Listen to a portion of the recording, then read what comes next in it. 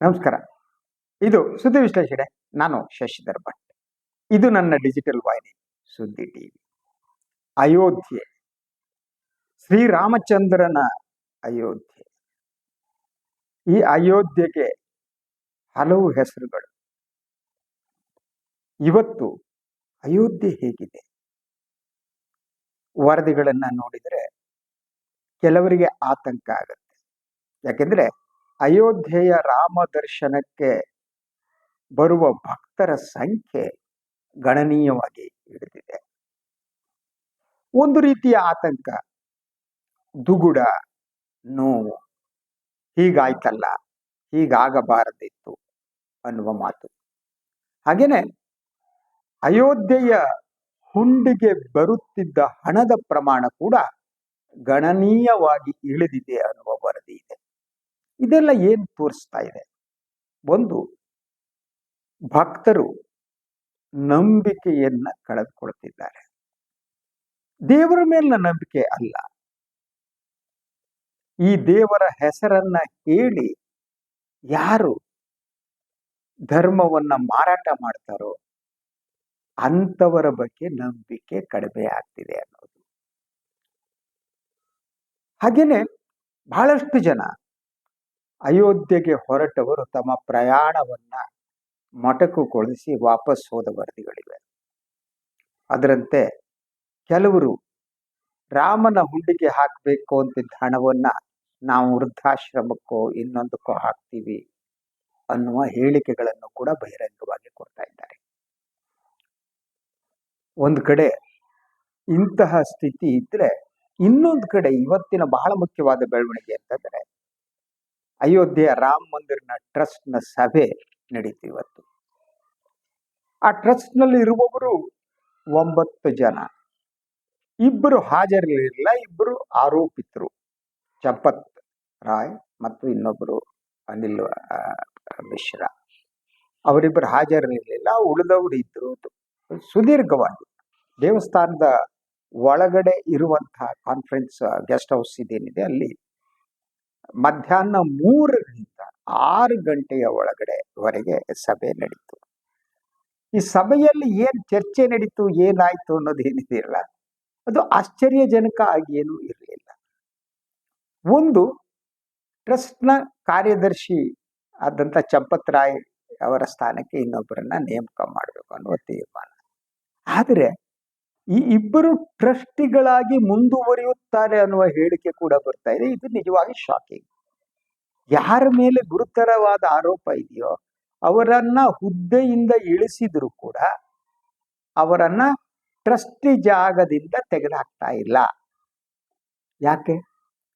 ಅವರನ್ನ ಟ್ರಸ್ಟಿಯಾಗಿ ನೇಮಿಸಿದವರ ಬಗ್ಗೆ ಉಳಿದ ಟ್ರಸ್ಟಿಗಳಿಗೆ ಭಯ ಇದೆಯಾ? ಅವ್ರನ್ನ ಟ್ರಸ್ಟಿಗಳಾಗಿ ನೇಮಿಸಿದವ್ರು ಯಾರು ಅನ್ನುವುದು ಎಲ್ಲರಿಗೂ ಗೊತ್ತು ಅಲ್ವಾ? ಸೊ ಇವತ್ತಿನ ಈ ತುರ್ತು ಸಭೆ ಏನಿದೆ, ಇದು ದೇಣಿಗೆ ನಿರ್ವಹಣಾ ವ್ಯವಸ್ಥೆಯನ್ನ ಸಂಪೂರ್ಣವಾಗಿ ಪುನರ್ ಪರಿಶೀಲನೆ ಮಾಡಬೇಕು ಅನ್ನುವ ಕುರಿತು ಕೂಡ ಚಿಂತನೆ ನಡೆಸಿದೆ ಅನ್ನುವ ವರದಿಗಳಿವೆ. ಅದರಂತೆ ದೇವಸ್ಥಾನದ ಆಡಳಿತಕ್ಕಾಗಿ ಪ್ರತ್ಯೇಕವಾದ ಸಿಇಒ ಹುದ್ದೆ ಸೃಷ್ಟಿಸುವ ಪ್ರಸ್ತಾವವು ಇದೆಯಂತೆ. CEO, chief executive officer. So ಹಾಂಗ್ ನೋಡಿದ್ರೆ ಚಂಪತ್ ರಾಯ್ ಅವರು ಒಂದ್ ರೀತಿ ಚೀಫ್ ಎಕ್ಸಿಕ್ಯೂಟಿವ್ ಆಫೀಸರೇ ಆಗಿದ್ರು. ಆದ್ರಿಂದ ಇನ್ನೊಬ್ಬ ಸಿಇಒ ನೇಮಿಸುವ ಮೂಲಕ ಪರಿಸ್ಥಿತಿ ಬದಲಾಗುತ್ತೆ ಅಂತ ಹೇಳ್ಕೊಳಕ್ ಸಾಧ್ಯನಾ ಅಂತ. ಸೊ ಹಣಕಾಸು ನಿರ್ವಹಣೆಯಲ್ಲಿ ಹೆಚ್ಚಿನ ಪಾರದರ್ಶಕತೆ ತರೋದಕ್ಕೆ ಅದ ಕ್ರಮಗಳ ಬಗ್ಗೆ ಕೂಡ ಇವರು ಚರ್ಚೆ ನಡೆಸಿದ್ರಂತೆ.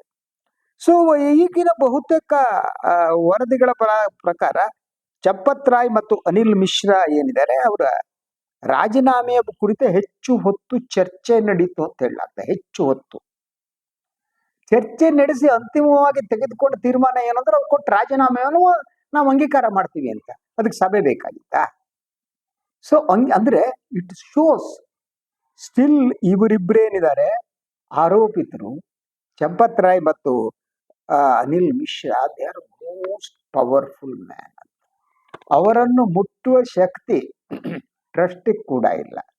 ಅಷ್ಟೇ ಅಲ್ಲ, ಕೆಲವರ ಪ್ರಕಾರ ಉತ್ತರ ಪ್ರದೇಶದ ಸರ್ಕಾರಕ್ಕಾಗ್ಲಿ ಮುಖ್ಯಮಂತ್ರಿ ಯೋಗಿ ಆದಿತ್ಯನಾಥ್ ಅವರು, ಗೊತ್ತಲ್ಲ, ಬುಲ್ಡೋಜರ್ ಸ್ವಾಮೀಜಿ, ಬುಲ್ಡೋಜರ್ ಯೋಗಿ, ಅವರಿಗೂ ಕೂಡ ಇವರಿಬ್ಬರನ್ನ ಮುಟ್ಟುವ ಶಕ್ತಿ ಇಲ್ಲ ಅಂತ ಹೇಳಲಾಗ್ತಾ ಇದೆ. They are so powerful. ಈ ಬಗ್ಗೆ ತೀರ್ಮಾನ ತೆಗೆದುಕೊಳ್ಬೇಕಾದವ್ರು ಯಾರು? ಅದನ್ನು ನೇಮಕ ಮಾಡೋದು. ಇವರಿಬ್ಬರು ನೇಮಕ ಮಾಡಿದವ್ರು ಯಾರು? ಪ್ರಧಾನಿ ನರೇಂದ್ರ ಮೋದಿ ಮತ್ತು ಅಮಿತ್ ಶಾ ಇಬ್ಬರು ಕೂಡ ಚರ್ಚೆ ಮಾಡಿ ನೇಮಕ ಮಾಡಿದ್ದು. ಆ ಸಂದರ್ಭದಲ್ಲಿ ಪಾರ್ಲಿಮೆಂಟ್ ನಲ್ಲಿ ಮೋದಿ ಅವರು ಅನೌನ್ಸ್ ಮಾಡ್ತಾರೆ, ಸುಪ್ರೀಂ ಕೋರ್ಟ್ನ ಆದೇಶದ ಮೇರೆಗೆ ಈ ಟ್ರಸ್ಟ್ಗಳನ್ನ ನೇಮಿಸಲಾಗಿದೆ ಅಂತ. ಅದಾದ್ಮೇಲೆ ಗೃಹ ಇಲಾಖೆ ನೋಟಿಫಿಕೇಶನ್ ಹೊರಡಿಸಿ ಇದನ್ನ ನೇಮಿಸುತ್ತೆ. ಅಂದ್ರೆ ಗೃಹ ಇಲಾಖೆಯ ಜವಾಬ್ದಾರಿ ಇದೆ.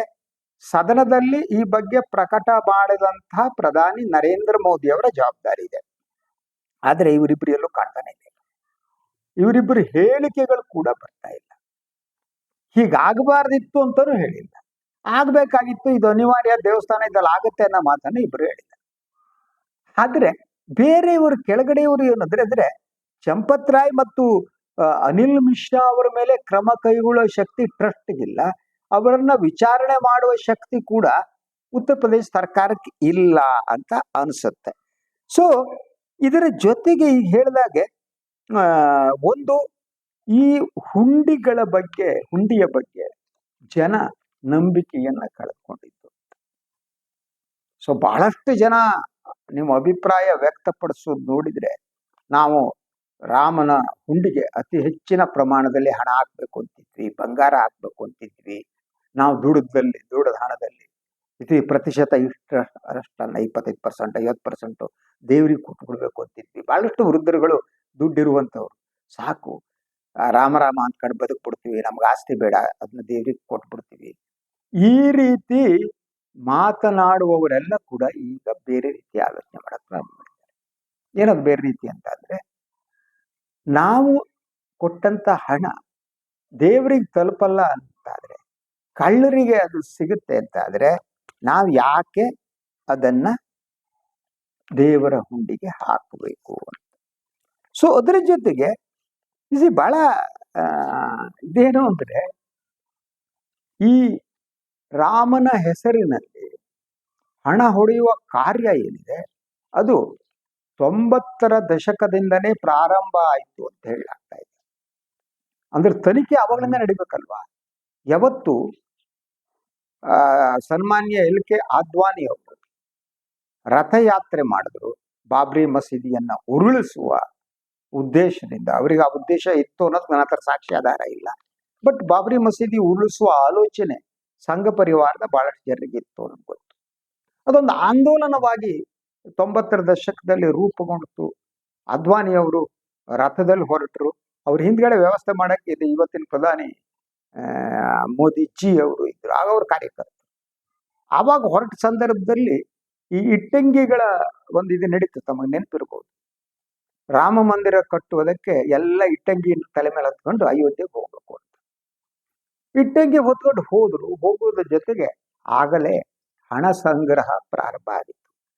ಬಾಬ್ರಿ ಮಸೀದಿಯನ್ನ ಉರುಳಿಸುವ ಹೊತ್ತಿಗೆ, ಅಂದ್ರೆ 90ರ ದಶಕದಲ್ಲೇನೆ ಸಂಗ್ರಹವಾದ ಹಣ ಏನಿದೆ ರಾಮ ಮಂದಿರದ ಹೆಸರಿನಲ್ಲಿ, ಅದು ಸುಮಾರು 1500 ಕೋಟಿ ಅಂತ ಆಗ್ಲೇ ಹೇಳಲಾಗ್ತದೆ. ಅದಾದ ಮೇಲೆ ಸತತವಾಗಿ ರಾಮನಿಗಾಗಿ ಈ ದೇಶದ ಜನ ಹಣವನ್ನ ಕೊಟ್ಟರು. ರಾಮ ಮಂದಿರವನ್ನ ಕಟ್ಟುವುದಕ್ಕಾಗಿ ತಾವು ದುಡಿದ ಹಣವನ್ನೆಲ್ಲ ತ್ಯಾಗ ಮಾಡಿದ್ರು. ರಾಮ ಅಂತ ಅಂದ್ರು ಜನ. ಹೀಗೆ ರಾಮನ ದೇವಸ್ಥಾನಕ್ಕಾಗಿ, ಬಾಬ್ರಿ ಮಸೀದಿ ಇದ್ದಂತ ಸ್ಥಳದಲ್ಲಿ ರಾಮನ ದೇವಸ್ಥಾನಕ್ಕಾಗಿ ಭಾರತೀಯರು, ಶ್ರದ್ಧಾಭಕ್ತಿ ಇರುವವರು ಹಣವನ್ನ ಕೊಡ್ತಾ ಬಂದ್ರು. ಅದು 90ರ ದಶಕಗಳಲ್ಲಿ ಪ್ರಾರಂಭ ಆದದ್ದು. ಈ ಟ್ರಸ್ಟ್ ಎಲ್ಲ ಆಗಿ ಆ ವಿವಾದ ಬಗೆಹರಿದು ಸುಪ್ರೀಂ ಕೋರ್ಟ್ ಡಿಸಿಷನ್ ಆಗಿ ಏನು ಯಾವಾಗ ರಾಮ ಮಂದಿರ ಕಟ್ಟಬೇಕು ಅಂತ ಆಯ್ತೋ ಅಲ್ಲಿವರೆಗೆ ಮುಂದುವರಿತು. ಸೊ ಅದಾದ ಮೇಲೆ ರಾಮ ಮಂದಿರಕ್ಕೆ ಶಿಲಾನ್ಯಾಸ ನೆರವೇರಿಸಿದವರು ಕೂಡ ಪ್ರಧಾನಿ ನರೇಂದ್ರ ಮೋದಿ ಅವರು, ಅದರ ಉದ್ಘಾಟನೆ ಮಾಡಿದವರು ನರೇಂದ್ರ ಮೋದಿ ಅವರು, ಅಲ್ಲಿ ಹೋಗಿ ರಾಮನ ಮುಂದೆ ಕೂತವರು ನರೇಂದ್ರ ಮೋದಿ ಅವರು, ಎಲ್ಲ ಮಾಡಿದ್ದು ನರೇಂದ್ರ ಮೋದಿ ಅವರು. ಆದ್ರೆ ಕಳ್ತನ ಮಾಡೋ ಮಾತ್ರ ಅವ್ರು ಎದ್ದೊಂಟು ಹೋಗ್ಬಿಟ್ಟಿದ್ದಾರೆ. ಕಳ್ತನ ನಡೀಬೇಕು. ಉಳಿದ ಎಲ್ಲ ಸಂದರ್ಭದಲ್ಲಿ ರಾಮ ಮಂದಿರದಲ್ಲಿ ಕಾಣಿಸ್ತಾ ಇದ್ದವರು ನರೇಂದ್ರ ಮೋದಿ ಅವರು, ಅವ್ರ ಪಕ್ಕದಲ್ಲಿ ಯೋಗಿ ಆದಿತ್ಯನಾಥ್ ಅವರು. ಕಳ್ತನ ಆದ್ಮೇಲೆ ಹೊರಟ್ಬಿಟ್ರು. ಸೊ ಈಗಿರುವ ಮಾಹಿತಿಯ ಪ್ರಕಾರ ಸುಮಾರು ಅಧಿಕೃತವಾಗಿಯೇ ಒಂದು 2,000 ಕೋಟಿ ರೂಪಾಯಿ ಏನಿದೆ ಅದು ಬ್ಯಾಂಕ್ಗಳಲ್ಲಿ ಇದೆ ಅಂತ ಹೇಳಲಾಗ್ತಾ ಇದೆ. ಹೋಗಿದ್ದು ಎಷ್ಟು ಗೊತ್ತಿಲ್ಲ. ಕೆಲವರ ಸಮಾಜವಾದಿ ಪಕ್ಷದವರ ಆರೋಪದ ಪ್ರಕಾರ ಸುಮಾರು 20,000 ಕೋಟಿ ರೂಪಾಯಿ ಮುಳುಗಿಸಿರ್ಬೋದು. ಅದ್ರ ಜೊತೆಗೆ ಬಂಗಾರ, ಬೆಳ್ಳಿ ಎಲ್ಲ ಕೊಟ್ಟು ಜನ ಕೂಡ ನಾನು ಕೊಟ್ಟಿದ್ದೆ ಏನಾಯ್ತೋ ಗೊತ್ತಿಲ್ಲ ಅಂತ ಹೇಳ್ತಿದ್ದಾರೆ. ಅದ್ಯಾವುದೋ ರಾಮಚರಿತ ಮಾನಸ ಬಂಗಾರದ ಲೇಪನ ಐತಂತೆ, ಅದೇ ನಾಪತ್ತೆ. ಅಂದ್ರೆ ಏನೇನನ್ನ ನಾಪತ್ತೆ ಮಾಡೋದಕ್ಕೆ ಸಾಧ್ಯವೋ ಅದನ್ನೆಲ್ಲವನ್ನ ನಾಪತ್ತೆ ಮಾಡಿ ಮುಳುಗಿಸೋದ್ಬಿಟ್ಟಿದ್ದಾರೆ. ಉತ್ತರ ಪ್ರದೇಶ ಸರ್ಕಾರ ಹೋಗಿ ಒಂದು SIT ರಚನೆ ಮಾಡಿ ರಾಮಬಂಧನೆ ಮಾಡ್ತಾ ಇದೆ. ಯೋಗಿ ಆದಿತ್ಯನಾಥ್ ಅವರು ಈ BJP ಅವ್ರದ್ದು ಒಂದಿದೆ, ಅವ್ರು ಭಾಷಣ ಹೊಡೆಯೋದಕ್ಕೆ ಶೂರು ಕಣ್ರಿ. ಹಿಂದಿಲ್ಲ ಮುಂದಿಲ್ಲ ಶಬ್ದಗಳನ್ನು ತಂದ್ಬಿಟ್ಟು ಬಟ್ಟೆ ಒಗ್ದಂಗ್ ಒಗಿತಾರೆ. ಹಿಂದಿಲ್ಲ ಮುಂದೆಲ್ಲ ಡ್ಯಾಕ್ ಡ್ಯಾಕ್ ಡ್ಯಾಕ್. ಅಂದ್ರೆ ಅಧಿಕಾರಕ್ಕೆ ಬಂದಿದ್ದೆ ಭಾಷಣ ಮೂಲಕ. ಇಡೀ BJP ಸಂಘ ಪರಿವಾರದವ್ರು ಮೊದಲು ಟ್ರೈನಿಂಗ್ ಪಡೆಯೋದು ಭಾಷಣ ಮಾಡೋದಕ್ಕೆ. ಅಂದ್ರೆ ಹೇಗೆ ಜನರನ್ನ ಮೆಸ್ಮರೈಸ್ ಮಾಡಬೇಕು, ಸತ್ಯವನ್ನ ಸಮಾಧಿ ಹೇಗೆ ಮಾಡಬೇಕು, ಸುಳ್ಳನ್ನ ವಿಜೃಂಭಿಸುವಂತೆ ಹೇಗೆ ಮಾಡಬೇಕು, ಈ ತರಬೇತಿಯನ್ನೇ RSS ನಲ್ಲಿ ಕೊಟ್ಬಿಟ್ಟು ಅವ್ರನ್ನ ಬಿಡ್ಲಾಗತ್ತೆ. ಸೊ ಈಗ ಇದೆ ಆ ರೀತಿ ಬಂದಂತವ್ರು ಭಾಷಣ ಹೊಡಿತಾರೆ. ಯೋಗಿ ಆದಿತ್ಯನಾಥ್ ಅದೇ ರೀತಿ ಭಾಷಣ ಹೊಡೆದ್ರು. ನೀರಾಗುತ್ತೆ, ಪಾನಿ ಹೋಗ ಪಾನಿ ಪಾನಿ ದೂದ್ ದೂದ್ ದೂದ್ ಹೋಗ ಪಾನಿ ದೂದ್ ಪಾನಿ ಅಂದ್ಕೊಂಡು ಭಾಷಣ ಹೊಡೆದಿದ್ದೆ ಬಂತು. ಈಗ SIT ರಚನೆನೇ ಅನುಮಾನಕ್ಕೆ ಕಾರಣ ಆಗಿದೆ. ಯಾಕಂದ್ರೆ SIT ರಚನೆ ಮಾಡಿರುವುದೇನೆ ಇಡೀ ಪ್ರಕರಣವನ್ನ ಮುಚ್ಚಿ ಹಾಕುವುದಕ್ಕೆ ಅನ್ನುವ ಆರೋಪ ಪ್ರತಿಪಕ್ಷಗಳಿಂದ ಕೇಳಿ ಬರುತ್ತೆ. ಅದು ಸುಳ್ಳು ಅಂತ ಪ್ರೂವ್ ಮಾಡುವುದಕ್ಕೆ ಇದುವರೆಗೆ ಉತ್ತರ ಪ್ರದೇಶ ಸರ್ಕಾರ ಕೂಡ ಮುಂದಾದಂತೆ ಕಾಣ್ತಾ ಇಲ್ಲ. ಅವ್ರು ಯಾವುದೇ ಸ್ಟೆಪ್ಗಳು ಕೂಡ. ಯಾಕೆಂದ್ರೆ ದೊಡ್ಡ ದೊಡ್ಡ ತಿಮಿಂಗಲಗಳು ಹಾಗೆ ಇವೆ, ಸಣ್ಣ ಪುಟ್ಟ ಮೀನುಗಳು. ಆ ಮೀನುಗಳನ್ನ ಹಿಡ್ಕೊಬಿಟ್ಟು ಓಡಾಡ್ತೇವೆ. ಅದ್ರ ಜೊತೆ ಮಾಧ್ಯಮ ಅಂತೂ ಇದ್ದೇ ಇದೆ. ಆ ಮಾಧ್ಯಮಗಳ ಸಹಾಯದಿಂದ ಇಡೀ ಪ್ರಕರಣವನ್ನ ಮುಚ್ಚಿ ಹಾಕುವ ಯತ್ನ ನಡೀತಾ ಇದ್ದಂತೆ ಕಾಣುತ್ತೆ. ಈಗ ಅದೇ ರೀತಿ ಬೆಳವಣಿಗೆಗಳಾಗ್ತಾ ಇವೆ. ಇದರಿಂದ ಅಯೋಧ್ಯೆ ಒಂದು ರೀತಿಯಲ್ಲಿ ಕಣ್ಣೀರಾಗ್ತಾ ಇದೆ. ಅಯೋಧ್ಯೆ ಆಳ್ತಾ ಇದೆ. ಶ್ರೀರಾಮಚಂದ್ರ ಇದನ್ನು ನೋಡಿ ಅಲ್ಲಿದಾನೋ ಗೊತ್ತಿಲ್ಲ. ಅದ್ರ ಜೊತೆಗೆ ಅಲ್ಲಿ ಅಂಗಡಿ ಹಾಕೊಂಡವರು ಮುಂಗಟ್ಟು ಪ್ರತಿಯೊಂದು ಅಲ್ಲಿರುವವರೆಲ್ಲ 2 ಕಾರಣ ನೀಡ್ತಾರೆ. ಒಂದು, ಅಯೋಧ್ಯೆಗೆ ಬರ್ತಾ ಇರುವ ಜನ ಕಡಿಮೆಯಾಗಿದ್ದಾರೆ, ಅದಕ್ಕೆ ಬಿಸಿಲು ಕೂಡ ಕಾರಣ ಇರಬಹುದು ಅಂತ. ದಟ್ ಉತ್ತರ ಪ್ರದೇಶದಲ್ಲಿ ಇನ್ನು ಮಳೆ ಇಲ್ಲ, ತುಂಬಾ ಬಿಸಿಲಿದೆ. ಆ ಕಾರಣಕ್ಕಾಗಿ ಬಿಸಿಲಿನ ಕಾರಣನೂ ಇರ್ಬೋದು. ಅದ್ರ ಜೊತೆಗೆ ಜನರ ನಂಬಿಕೆಗೆ ಆದ ಆಘಾತ ಅನ್ನುವ ಮಾತನ್ನು ಕೂಡ ಅಯೋಧ್ಯೆ ಬಹಳಷ್ಟು ಜನ ಹೇಳ್ತಾರೆ. ಅಂದ್ರೆ ಈ ತಾವು ಅಯೋಧ್ಯೆಯ ಹುಂಡಿಗೆ ಹಾಕುವ ಹಣ ಇದೆಯಲ್ಲ, ಅದು ದೇವರಿಗೆ ತಲುಪುವುದಿಲ್ಲ ಅನ್ನೋದು ಅತಿ ಗಂಭೀರವಾದ ಒಂದು ಸ್ಥಿತಿಯನ್ನ ನಿರ್ಮಿಸಿದೆ. ಭಕ್ತರಿಗೆ ಒಂದು ರೀತಿಯ ಆಘಾತವನ್ನ ಉಂಟು ಮಾಡಿದೆ. ಇದನ್ನು ಸರಿಪಡಿಸೋದಕ್ಕೆ ಏನ್ ಮಾಡುತ್ತೆ ಗೊತ್ತಿಲ್ಲ. ಇವತ್ತೇನು ಈ ಟ್ರಸ್ಟ್ ಏನಿದೆ, ಇದುವರೆಗೆ ಆ ಟ್ರಸ್ಟ್ ಅನ್ನ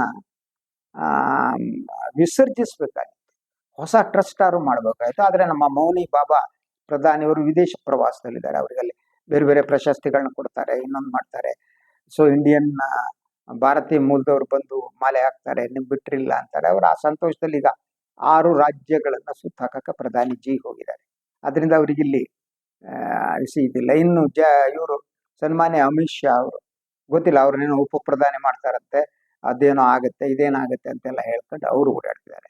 ಅವರು ಕೂಡ ಈ ಅಯೋಧ್ಯೆಯ ಸ್ಥಿತಿಯ ಬಗ್ಗೆ, ಈ ದುರಂತ ಅಂತ ಕರಿತೀನಿ, ಯಾವುದೇ ಪ್ರತಿಕ್ರಿಯೆಯನ್ನು ಕೂಡ ನೀಡುವ ಸ್ಥಿತಿಯಲ್ಲಿ ಇಲ್ಲ.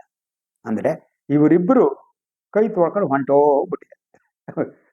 ಇಲ್ಲ, ಅಯೋಧ್ಯೆ ಹೀಗಾಗಿ ಕೂತಿದೆ. ಒಂದ್ ಥಿಂಗ್ ಬಹಳ ಕ್ಲಿಯರ್, ಟ್ರಸ್ಟ್ ಇದೆಯಲ್ಲ, ಆ ಟ್ರಸ್ಟ್ ನಲ್ಲಿರುವ ಸೋ ಪವರ್ಫುಲ್. ಅಂದ್ರೆ ಅವರಿಗೆ ದೊಡ್ಡವರ ಆಶೀರ್ವಾದ ಇರೋದ್ರಿಂದ ಅವರು ಸಿಕ್ಕಾಕೊಳ್ಳಲ್ಲ. ಕೆಳಗಡೆ ಇರುವ ಸಣ್ಣ ಪುಟ್ಟ ಅವ್ರು ಸಿಕ್ಕಾಕತ್ತಾರೆ. ಈಗೆಲ್ಲ ಕೇಳುವ ಜನ ಪ್ರಶ್ನೆ ಒಂದೇ, ಅಲ್ರಿ ನೀವು ಚಂಪತ್ ರಾಯ್ ಮತ್ತು ಅವ್ರ ಅನಿಲ್ ಮಿಶ್ರಾ ಏನಿದ್ದಾರೆ ಅವರನ್ನ ಯಾಕೆ ಟ್ರಸ್ಟ್ ನಿಂದ ಹೊರಗೆ ಹಾಕಿಲ್ಲ? ಅದಕ್ಕಿರೋ ಸಮಸ್ಯೆ ಏನು? ಈ ಬಗ್ಗೆ ಸರ್ಕಾರ ಈ ಟ್ರಸ್ಟ್ ನೇಮಿಸಿದ್ರೆ ಸರ್ಕಾರ should have taken action. Amit Shah ಅವರು ಎಲ್ಲದಕ್ಕೂ ಕೂಡ ಚಾಣಕ್ಯ ಅಂತ ಕುಣಿದಾಡುವವರು ಯಾಕೆ ಈ ಟ್ರಸ್ಟ್ಗಳ ಮೇಲೆ ಕ್ರಮ ಕೈಗೊಳ್ತಾ ಇಲ್ಲ? ಅವ್ರನ್ನ ಟ್ರಸ್ಟ್ ಇಂದ ಯಾಕೆ ಹೊರಗಾಗ್ತಾ ಇಲ್ಲ? ಯಾರು ರೆಸ್ಪಾನ್ಸಿಬಿಲಿಟಿ ಫಿಕ್ಸ್ ಮಾಡ್ಬೇಕಲ್ಲ ಸರ್, ಅಕೌಂಟಬಿಲಿಟಿ ಫಿಕ್ಸ್ ಮಾಡ್ಬೇಕಲ್ಲ, ಆ ಕೆಲಸವೇ ಆಗ್ತಾ ಇಲ್ಲ. ಆದ್ರಿಂದ ಇದು ತಿಪ್ಪೆ ಸಾರಿಸಿ ಒಗೆದು ಬಿಡ್ತಾರೆ.